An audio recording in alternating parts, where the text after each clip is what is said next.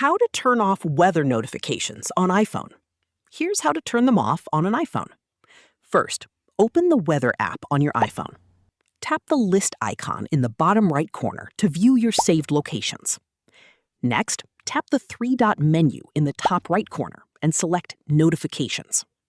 If prompted, allow the weather app to access your location. Now, you'll see options for severe weather and next-hour precipitation notifications.